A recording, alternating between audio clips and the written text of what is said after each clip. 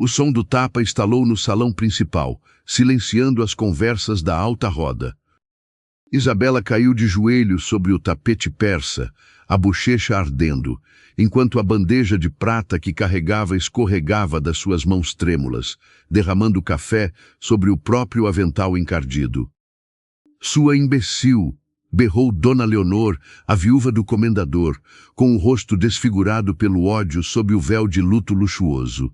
Olhe para as minhas botas de camurça. Você é um animal cego. Perdão, senhora, eu estou há 3 noites sem dormir, cuidando dos preparativos para os convidados. Isabela sussurrou, a voz embargada, abaixando a cabeça para tentar limpar a sujeira com as próprias mãos calejadas. Dona Leonor riu, um som frio e venenoso que ecoou pelas paredes do casarão. Ela agarrou Isabela pelos cabelos, puxando o rosto da garota para cima, forçando-a a olhar para os barões e marquesas que assistiam à cena com desdém. Você não tem o direito de dormir. O seu pai cometeu o erro de não jogá-la na rua quando a sua mãe miserável morreu, mas ele já está a 7 palmos debaixo da terra. Esta casa é minha agora. E se você quiser continuar comendo as minhas sobras, vai dormir no chão do estábulo junto com os porcos. Durma no chão. Esse é o seu lugar. Isabela fechou os olhos, as lágrimas silenciosas da humilhação cortando o seu rosto sujo. Ela não tinha para onde ir. Mas antes que a viúva pudesse dar a ordem para os guardas arrastarem a garota para fora, as pesadas portas de carvalho da biblioteca se abriram com um estrondo. Um homem idoso, vestindo uma toga preta impecável e carregando uma maleta de couro com o selo do Império, parou no limiar. Era o juiz conselheiro Gusmão, a maior autoridade de toda a província. Ele olhou para a garota humilhada no chão, depois para a viúva arrogante, e a sua voz ecoou com a força de um trovão. A única pessoa que dormirá no chão esta noite, Dona Leonor, será a senhora. O silêncio no salão tornou-se absoluto. O juiz caminhou até o centro da sala, quebrou o selo de cera de um envelope amarelado e ergueu o pergaminho.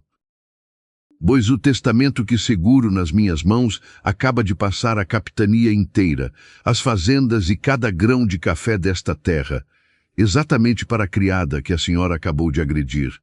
O que a madrasta cruel não sabia era que o falecido comendador havia guardado um segredo por 20 anos, capaz de destruir a vida dela em segundos. Se você quer descobrir como Isabela vai sair do chão da cozinha direto para o trono dessa fazenda e dar a maior lição de moral que essa vila já viu, já clique no botão de inscrever-se aqui embaixo e deixe o seu like. Assim você não perde nenhum detalhe dessa reviravolta gloriosa. Fazia exatamente 7 dias que o comendador Antunes havia falecido. A casa estava cheia da elite do Vale do Paraíba, todos reunidos para a leitura do testamento e, principalmente, para bajular Dona Leonor, que todos acreditavam ser a nova, absoluta e bilionária dona de uma das maiores capitanias de café do Império. Isabela, aos 20 anos, era um fantasma dentro da própria casa.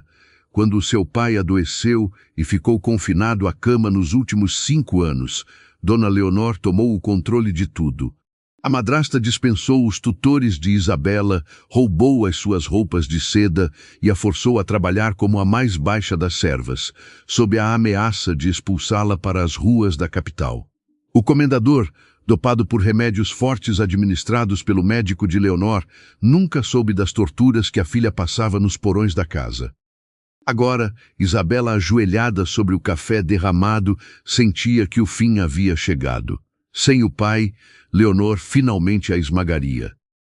Mas as palavras do juiz Gusmão congelaram o sangue de todos os presentes. A capitania inteira para a criada. Dona Leonor piscou os olhos pesadamente maquiados, soltando os cabelos de Isabela como se tivessem pegado fogo. Ela forçou uma risada histérica, virando-se para o magistrado. Mas, conselheiro Gusmão, o luto deve ter afetado a sua lucidez. Ela exclamou, abanando-se nervosamente. O meu falecido marido jamais deixaria a fazenda para uma bastarda. A lei do Império é clara. A viúva legítima e o meu filho, Henrique, somos os únicos herdeiros. O senhor está com o documento errado. O juiz Guzmão, um homem de postura rígida e olhos implacáveis, não sorriu. Ele ajeitou os óculos sobre o nariz e desenrolou o testamento com uma lentidão calculada e punitiva. Eu fui o arquiteto legal deste documento, senhora. E a lei do império é realmente muito clara, mas a senhora parece ter esquecido um detalhe fundamental sobre a origem desta propriedade. A voz do juiz era fria e cortante. A fazenda Ouro Verde, as terras até o rio e as 3 minas do norte nunca pertenceram ao comendador Antunes. Um burburinho chocado varreu os nobres no salão. Leonor empalideceu. Como não pertenciam a ele? Ele era o comendador. Ela gritou, a voz esganiçada, a máscara de nobreza rachando. Mas o título era dele. Mas as terras, Dona Leonor, eram a herança de sangue da primeira esposa dele, a senhora Mariana de Alcântara, a mãe biológica desta jovem que a senhora acabou de jogar no chão. Guzmão apontou o dedo afiado na direção de Isabela. Isabela ergueu a cabeça lentamente, os olhos grandes e castanhos arregalados de choque. A sua mãe? A mulher de quem ela não tinha lembranças, cujo nome era proibido de ser mencionado na casa por ordens de Leonor. O comendador assinou um pacto antenupcial de separação total de bens quando se casou com a senhora. Dona Leonor, o juiz continuou, a sua voz preenchendo cada canto do salão, destruindo a vida da madrasta, palavra por palavra. A senhora só tinha o usufruto da casa enquanto ele estivesse vivo. Com a morte dele, o contrato expira. A totalidade da capitânia volta automaticamente para a única herdeira de sangue da linhagem Alcântara. Guzmão virou-se para Isabela. A expressão dura do velho magistrado suavizou-se em um profundo respeito. Ele deu um passo à frente e, perante a nata da sociedade imperial, curvou-se levemente para a garota de avental sujo. Mas, Isabela de Alcântara Antunes, como representante da coroa, eu a declaro a única e legítima senhora da fazenda Ouro Verde e a mulher mais rica de todo o Vale do Paraíba. O salão explodiu em caos. Barões ofegaram, damas cobriram a boca com leques. Dona Leonor cambaleou para trás, batendo as costas contra uma mesa de mogno. O rosto dela estava roxo, as veias do pescoço saltadas. Isso é uma fraude. É mentira. Ela berrou, completamente fora de si. Ela apontou para Isabela, tremendo da cabeça aos pés. Ela não passa de uma lavadeira de chão. Uma órfã suja que eu alimentei por pena. Eu sou a viúva. Eu exijo as chaves dos cofres. Guardas. Peguem aquele papel da mão desse velho. Ondusasa. É falas. E Belsvala. Mas eu vou.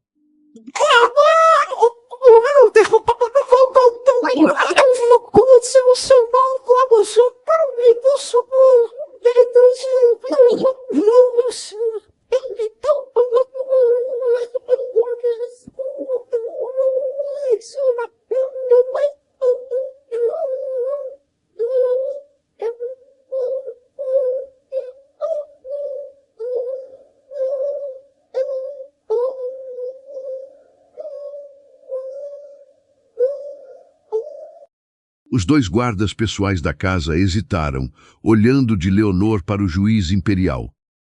Se algum de vocês der um passo, Guzmão avisou, com a letalidade de um general, será preso por alta traição contra a justiça imperial e apodrecerá nas masmorras da capital. Os senhores não respondem mais a essa mulher. O magistrado caminhou até Isabela, que ainda estava de joelhos, paralisada pela magnitude da revelação. 20 anos de humilhação, de dores nas costas, de mãos rachadas pela água fria, de noites dormindo sobre palha, tudo aquilo era uma tortura imposta na terra que sempre havia sido sua por direito. A casa era dela. O chão era dela. Guzmão estendeu a mão enluvada para a garota. Levante-se, minha senhora. Uma herdeira de Alcântara não se ajoelha para ninguém, muito menos para parasitas. Isabela olhou para a mão do juiz. Ela respirou fundo, os pulmões enchendo-se de um ar que finalmente parecia limpo. Ela não segurou a mão dele. Ela apoiou as próprias mãos calejadas no chão e ergueu-se sozinha. A jovem limpou a saia encardida, endireitou a coluna e ergueu o queixo. A doçura assustada em seus olhos havia desaparecido, substituída por um brilho vulcânico de justiça há muito atrasada. Ela olhou para Dona Leonor. A madrasta recuou instintivamente ao ver o poder que irradiava da garota. Há 10 minutos, a senhora me mandou dormir no chão do estábulo com os porcos. A voz de Isabela saiu calma, mas com a precisão de uma navalha. O salão inteiro prendeu a respiração. E Isabela, minha querida enteada, Leonor tentou gaguejar um sorriso patético, os olhos cheios de pavor. Masde, F foi apenas um mal-entendido, o luto me deixou nervosa. Você sabe que eu a amo como uma filha. Não suje a palavra filha com a sua boca. Isabela a cortou, fria como gelo. Ela deu um passo na direção da viúva, e a elite do império abriu caminho para ela. A senhora tem exatamente 1 hora para empacotar as suas roupas de luto e sair da minha casa. Não ouse levar um único anel, um único garfo de prata ou um único centavo dos meus cofres. Se a senhora e o seu filho não estiverem cruzando os portões da minha fazenda antes do relógio bater às 4 da tarde, serei eu quem a arrastará pelos cabelos até o estábulo. O impacto das palavras da nova senhora da capitania foi devastador. Dona Leonor soltou um grito abafado e caiu desmaiada no chão de mármore, sendo ignorada por todos os barões que antes a bajulavam. A justiça havia chegado à fazenda Ouro Verde, e ela vestia um avental sujo de café. O corpo desmaiado de Dona Leonor no chão de mármore não comoveu nenhum dos convidados. A alta roda imperial era como uma matilha de lobos. Assim que o líder caía, todos viravam as costas para bajular o próximo. E o poder agora tinha um novo nome, e usava um avental manchado de café. Mas nem todos estavam dispostos a ceder o império sem derramar sangue. Um grito gutural rasgou o burburinho do salão. Da multidão emergiu Henrique, o filho biológico de Leonor, um rapaz de 25 anos, vestido com um fraque de veludo azul que fora pago com o dinheiro das colheitas da mãe de Isabela. Ele estava com o rosto vermelho de fúria e o olhar completamente transtornado. Isso é um golpe, um complô nojento, berrou Henrique, avançando cegamente. Ele puxou da cintura um pesado chicote de montaria com ponta de couro trançado. Esse velho é um juiz comprado. Eu sou o homem desta casa. Eu sou o herdeiro. Henrique ergueu o braço, girando o chicote no ar, mirando diretamente no rosto de Isabela. O juiz Gusmão, por ser idoso, não teve tempo de reagir. As damas gritaram, cobrindo os olhos.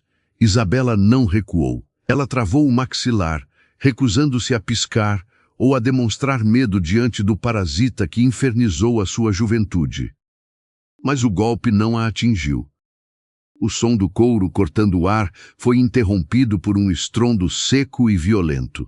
Uma mão colossal, revestida por uma luva de couro negro, agarrou a ponta do chicote a centímetros do rosto de Isabela. A força do impacto fez Henrique ser puxado para a frente, quase caindo. O dono daquela mão era um homem que havia permanecido nas sombras do salão até aquele momento, encostado nas pesadas cortinas de veludo, observando tudo com o silêncio de um predador. Ele deu um passo para a luz. O salão inteiro pareceu prender a respiração simultaneamente. Era Dom Estevão, o temido barão da Pedra Negra.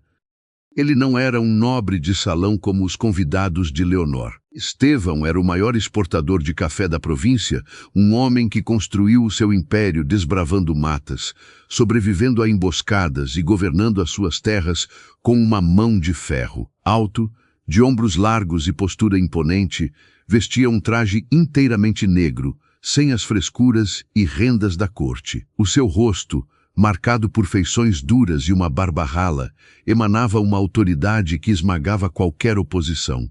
Os seus olhos, de um castanho escuro quase negro, faiscavam com uma fúria gélida. Estevão puxou o chicote de uma vez. Henrique foi lançado ao chão, caindo de joelhos aos pés do barão. Com um movimento seco, Estevão enrolou o chicote nas duas mãos e puxou com violência. O couro trançado estalou e arrebentou ao meio, inutilizado. Ele jogou os pedaços sobre o peito de Henrique. Nenhum homem que levanta um chicote contra a legítima dona da casa, onde come e dorme, não é um herdeiro. É um invasor. A voz de Estevão era baixa, rústica, um rosnado grave que fez as janelas de vidro tremerem. Ele olhou para cima, fitando os guardas da casa que ainda hesitavam. O juiz Gusmão representa a lei do império, mas a partir de agora eu represento a execução dela. O barão levantou a mão direita. Em menos de 5 segundos, as pesadas portas do salão foram abertas e meia dúzia de capatazes da Pedra Negra, homens grandes, armados e vestidos com ponchos de lã escura, entraram no ambiente, cercando Henrique e a mãe desmaiada. Peguem a viúva e este filhote de rato, ordenou Estevão, sem sequer olhar para os dois. Joguem os dois em uma carroça descoberta, sem baús, sem joias, apenas a roupa do corpo, e deixem-nos no limite da província. Se cruzarem as terras da Ouro Verde novamente, não precisaremos acionar o juiz. Henrique começou a choramingar, implorando aos nobres que o ajudassem, mas os barões e viscondes recuaram, aterrorizados pelo lobo da Pedra Negra.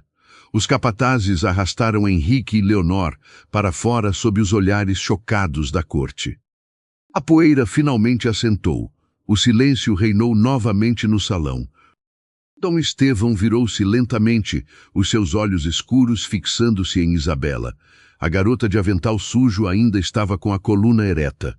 Ela não estava tremendo.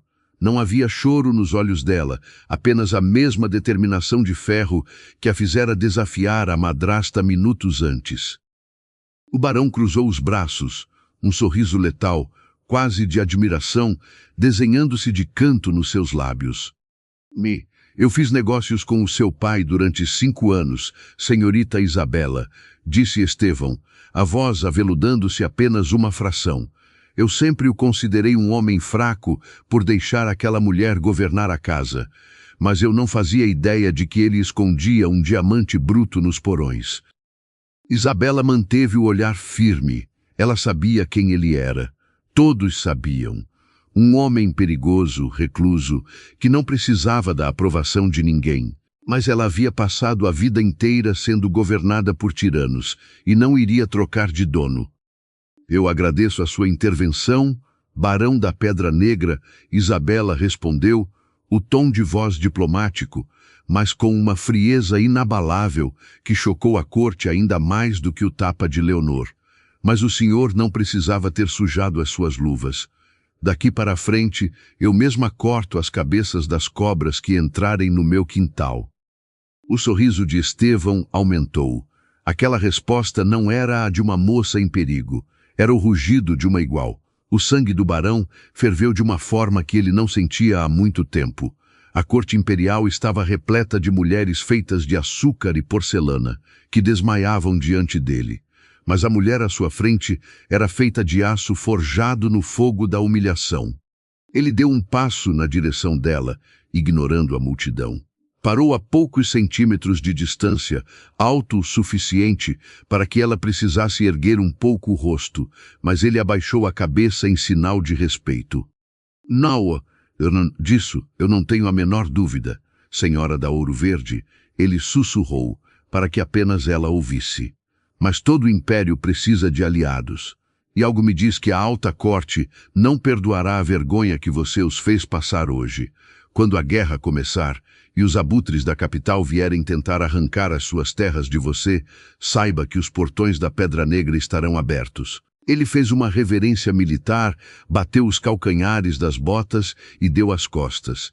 saindo do salão com os seus homens e deixando para trás uma corte apavorada e uma nova senhora que, do chão da cozinha, acabara de conquistar o respeito do homem mais perigoso do império.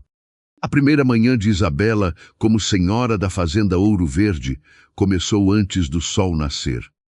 O casarão estava mergulhado em um silêncio sepulcral. Sem os gritos de Dona Leonor e sem a arrogância de Henrique, a casa respirava pela primeira vez em anos. Isabela desceu as escadarias de mármore. Ela não usava os vestidos de seda cheios de babados que a madrasta ostentava. Vestia uma saia de montaria escura, uma blusa de algodão branco de gola alta e botas de couro resistentes. Nas mãos, ela carregava um objeto que simbolizava o fim definitivo da sua servidão, o avental encardido que usara no dia anterior. Ela caminhou até a grande lareira do salão principal, riscou um fósforo e jogou o tecido no fogo. Observou as chamas consumirem o algodão sujo, reduzindo a cinzas a menina humilhada do porão. Quando ela se virou, a criadagem inteira estava enfileirada no saguão. Dezenas de funcionários, desde as cozinheiras que a ajudavam secretamente até os capatazes que antes obedeciam a Henrique, olhavam para a nova dona com um misto de medo e reverência. Isabela caminhou até eles. A sua postura era de uma dignidade absoluta. Eu conheço cada um de vocês, ela começou, a voz calma, mas carregada de autoridade. Eu sei quem dividiu o próprio pão comigo quando me deixaram passar fome, e sei quem fingiu não ver quando eu fui chicoteada. Alguns capatazes baixaram a cabeça, suando frio. Mas hoje, a Ouro Verde nasce de novo, continuou Isabela. Quem quiser ir embora, receberá o seu pagamento justo até o último centavo. Quem decidir ficar, trabalhará duro, mas nunca mais será tratado como animal de carga nesta fazenda. Eu não sou Dona Leonor. O respeito aqui não será exigido pelo chicote, será conquistado no campo. Fui clara? Sim, senhora, responderam em uníssono, e pela primeira vez em anos, havia uma lealdade genuína nos olhos daquela gente. Isabela assumiu o escritório do pai. Onde Leonor via apenas luxo, Isabela mergulhou nos livros-caixa. Ela descobrira que a madrasta havia desviado fundos, contraído dívidas fúteis e atrasado o pagamento dos estivadores no porto. Um mês se passou. A colheita do café da Ouro Verde daquele ano prometia ser a maior de todo o império. E foi exatamente isso que atraiu os abutres. Numa tarde abafada de quinta-feira, uma comitiva de carruagens luxuosas parou diante do casarão. Eram os coronéis e barões do Vale, liderados pelo arrogante Visconde de Valadares. Homens velhos cruéis, que viam Isabela não como uma igual, mas como uma presa fácil, uma órfã solteira sentada sobre uma mina de ouro verde. Isabela os recebeu na varanda, sem sequer mandá-los entrar. A que devo a visita, senhores? Ela perguntou, com as mãos cruzadas atrás das costas. Valadares sorriu, um sorriso oleoso e condescendente, ajeitando a cartola. Viemos oferecer ajuda, menina Isabela. Uma fazenda deste tamanho é um fardo pesado demais para os ombros frágeis de uma jovem solteira. O mundo dos negócios não é lugar para damas. Nós concordamos em comprar as terras da Ouro Verde por 1/3 do valor para livrá-la desse tormento. Com o dinheiro, você pode ir para a capital, comprar bons vestidos e arranjar um marido adequado. Isabela não piscou. A fúria gelada subiu pela sua espinha, mas ela manteve o rosto como uma máscara de mármore. 1/3 do valor? Pela maior colheita da província? Isabela deu um passo à frente, olhando Valadares de cima a baixo. O senhor confunde fragilidade com burrice, Visconde. A Ouro Verde não está à venda, nem por 1/3, nem pelo dobro. O sorriso do Visconde desapareceu, dando lugar a uma carranca ameaçadora. Menina insolente, se você não vender, não exportará um único grão. Ele cuspiu as palavras, mostrando as garras. Nós somos o cartel da província. Nós controlamos as ferrovias, as mulas e o porto. O seu café vai apodrecer no pé. Você vai falir em 2 meses e virá rastejando nos implorar para comprar as suas terras. Ela não vai rastejar para ninguém, Valadares. A voz grave e rústica cortou o ar como um machado, fazendo os cavalos dos coronéis recuarem assustados. Dom Estevão, o barão da Pedra Negra, subiu os degraus da varanda. Ele vestia o seu característico casaco, longo de couro negro, e trazia poeira da estrada nas botas. A presença colossal do homem fez o cartel de nobres encolher. Estevão não olhou para os homens. Ele caminhou diretamente até Isabela, parou ao lado dela e só então virou o rosto letal para os invasores. O café da Ouro Verde não passará pelas ferrovias do seu cartel, anunciou Estevão, a voz baixa, mas ameaçadora. Porque a partir de hoje, as carroças de Pedra Negra farão o transporte. Os grãos dela irão para o porto nos meus navios, escoltados pelos meus capatazes armados. Valadares empalideceu. O senhor vai se colocar contra nós, barão. Por uma garota? Gaguejou o visconde. Estevão estreitou os olhos escuros, a mão repousando casualmente sobre o coldre do revólver na cintura. Eu não estou me colocando por uma garota. Estou fazendo negócios com a senhora da Ouro Verde. Se qualquer um de vocês tentar atravessar uma carroça no caminho das cargas dela, não precisará se preocupar com a próxima colheita. Estará muito ocupado tentando não sangrar até a morte. Sumam da minha vista. O aviso não precisou ser repetido. O cartel debandou, correndo para as carruagens e fugindo em disparada sob a poeira da estrada. Isabela assistiu à fuga dos abutres, o peito subindo e descendo com a adrenalina do confronto. Ela virou-se para Estevão, os olhos brilhando com uma gratidão feroz, mas também com a desconfiança de quem aprendeu a não confiar em ninguém. Eu disse que cortaria as cabeças das cobras sozinha, Dom Estevão, ela pontuou, erguendo o queixo. Não gosto de ter dívidas. O que o senhor vai querer em troca do transporte das minhas cargas? O barão olhou para o rosto destemido dela. O vento balançou os cabelos escuros da jovem. Estevão, o homem que havia enterrado o próprio coração há anos nas terras de Pedra Negra, sentiu uma rachadura invisível na sua armadura de luto. Ele não queria as terras dela. Ele não queria o dinheiro dela. 80% do lucro é seu, 20% é meu pelo uso dos navios, ele respondeu, com uma secura profissional que escondia o incêndio no seu peito. É apenas negócio, senhora Isabela. Ele fez uma breve reverência, preparando-se para partir, mas parou no último degrau. Ele virou o rosto apenas pela metade, olhando-a por cima do ombro. Mas se quiser me pagar um café qualquer tarde dessas, eu não recusaria. Isabela, a garota de mãos calejadas, permitiu-se sorrir pela primeira vez. Um sorriso sutil, afiado e perigoso. Prepararei a melhor xícara que o senhor já tomou, barão.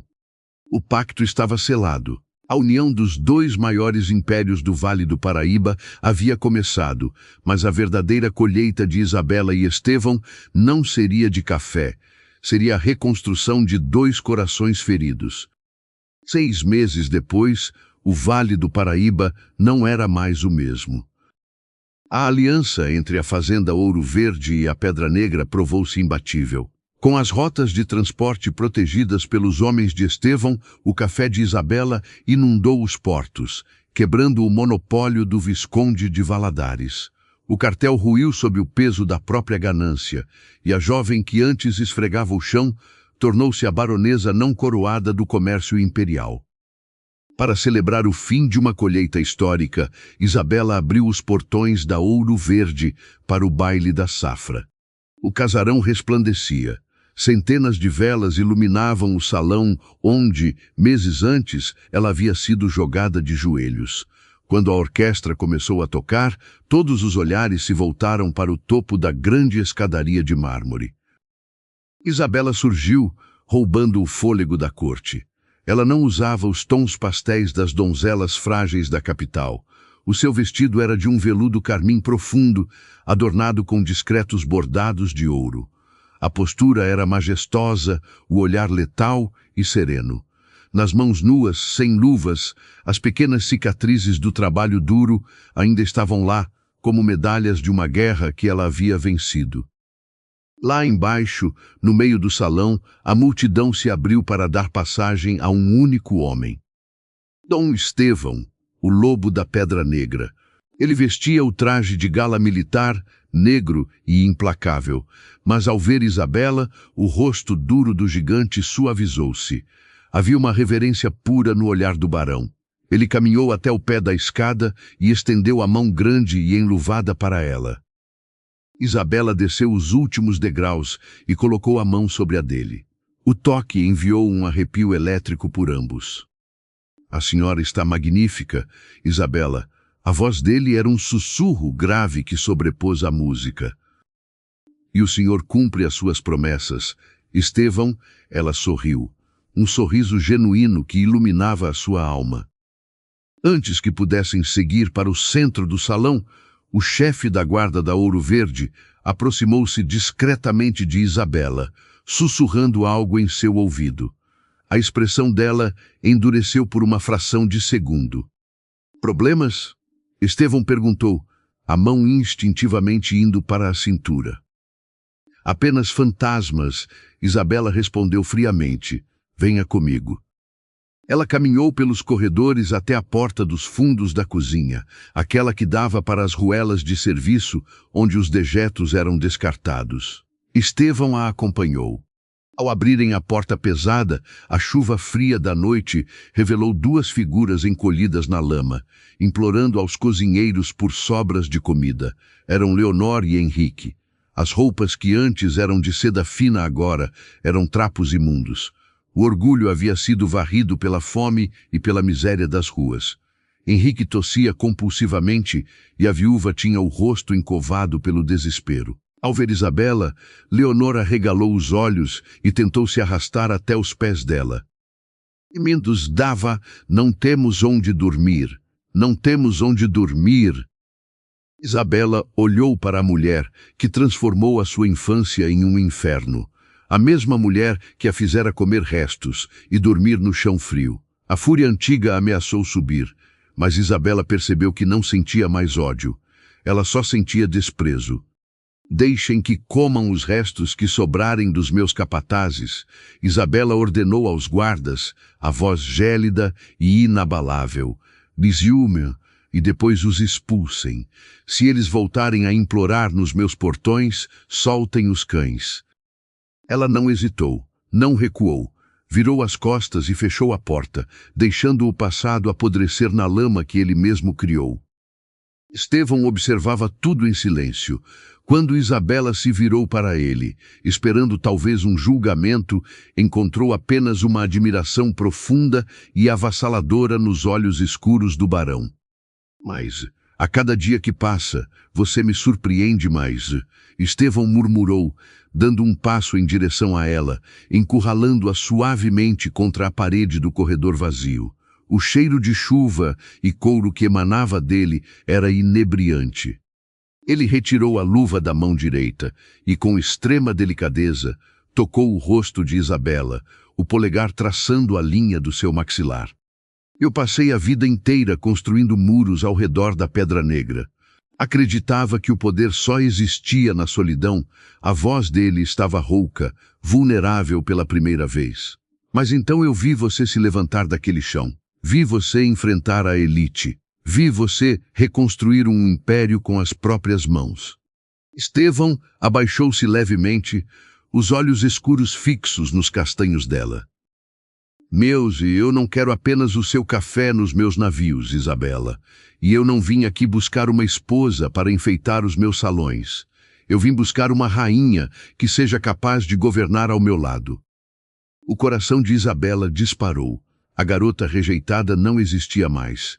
Ela era a senhora da Ouro Verde, e o homem mais poderoso do império estava oferecendo a ela não salvação, mas uma aliança de almas.